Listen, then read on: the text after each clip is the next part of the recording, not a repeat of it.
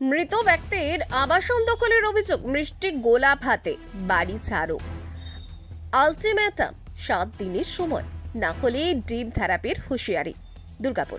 মৃত ব্যক্তির আবাসন জোর করে দখল করে রাখার অভিযোগকে কেন্দ্র করে শুক্রবার উত্তেজনা ছড়ালো দুর্গাপুরের নিউ টাউনশিপ থানার MAMC T1 এলাকায়। অভিযোগ, তৃণমূলের প্রভাব খাটিয়ে দীর্ঘদিন ধরে আবাসনটি দখল করে রেখেছেন তৃণমূল ঘনিষ্ঠ হীরক রায় ওরফে গেন্ডা।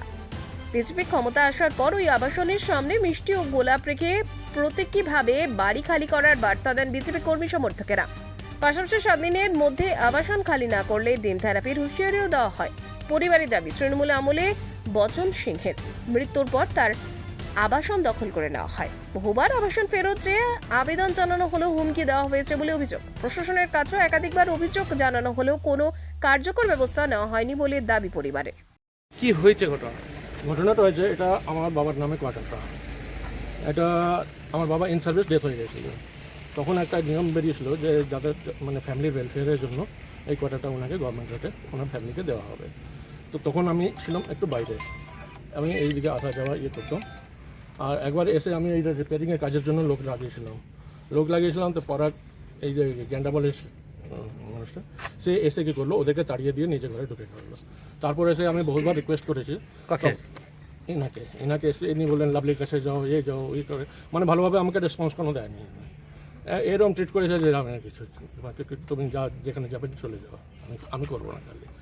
তারপর এখন আমি চাইছি যে আমার ঘরটা খালি হয়ে যায়। আমি রিটায়ার হয়ে গেছি, এখন আমি এখানে আসতে চাই। কতদিন ধরে ঘরটা দখল হয়ে আছে? এই ঘরটা হয়ে গেছে প্রায় 5-6 বছর এরকম হয়ে গেছে। এখন কি আপনি ঘর চাইছেন? হ্যাঁ।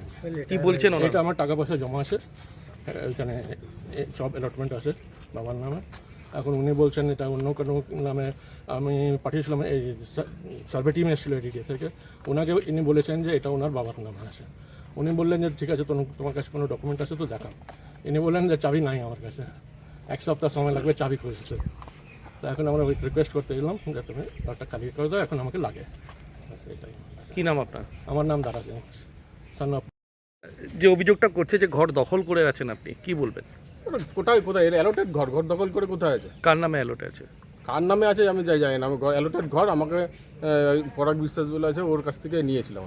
আচ্ছা, এখন কি বলছেন এনারা এসে? এরা ঘর ছেড়ে দিতে বলছে। তো কি করবেন আপনি তাহলে? ছেড়ে দেবো, যদি থাকে তাদের নামে থাকে ছেড়ে দেবো। কি নাম আপনার? আমার নাম হীরক রায়। ওখানে মিষ্টি নামালেন কেন?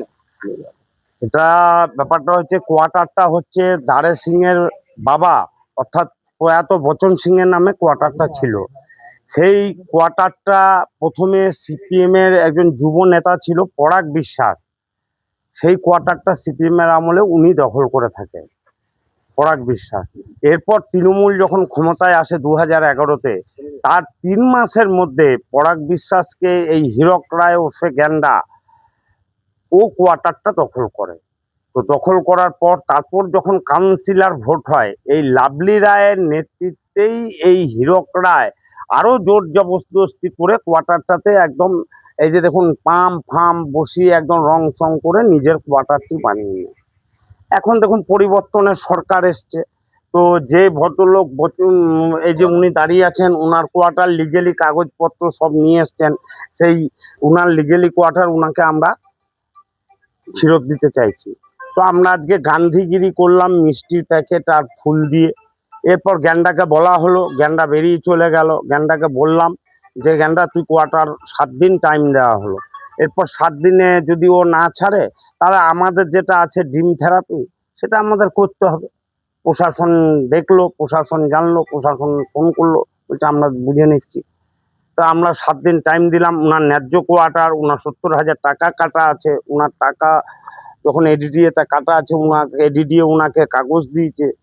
তো এবার ওনার কোয়ার্টার ওনাকে 7 দিন আমরা ফুল আর মিষ্টি, গোলাপ ফুল আর মিষ্টি দিয়ে ওনার সাথে করলাম যে ভালোবাসার সম্পর্কটা যেন থাকে, সেই হিসেবে তুমি কোয়ার্টারটা ছেড়ে দাও। এরপর নাহলে ডিম থেরাপি চলবে যদি কোয়ার্টার না ছাড়ে। 7 দিন টাইম দিয়েছি আমরা। যে আমাদের